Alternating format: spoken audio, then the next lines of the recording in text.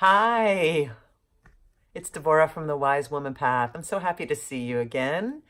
I wanted to talk to you today about number one on the 5 reasons you're still single that you opened up yesterday. Number one is unrealistic expectations. And this may or may not speak to you, but what I want you to think about is, are you aiming too high or too low with the people you're dating? I'm remembering one of my clients who was ready to break up with a boyfriend because he loved golf and she couldn't stand golf. And I asked her to give it 6 weeks.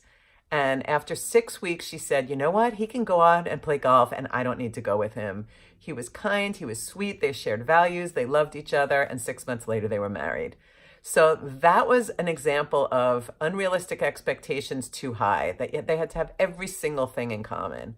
On the other hand, I'm thinking about another client of mine who was aiming too low, that as long as someone, as she used to say, had a pulse, she was willing to date him.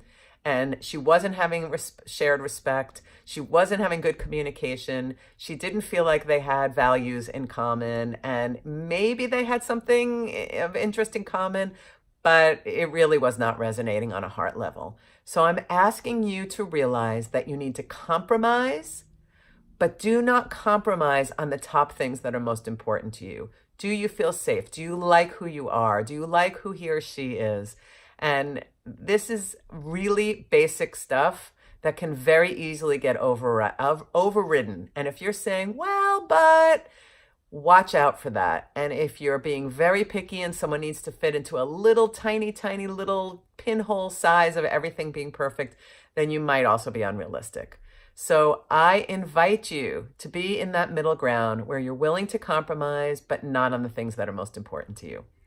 I hope that's helpful, and I look forward to talking to you tomorrow when we dive into 5 reasons you're still single, number 2. Nice to see you. Bye.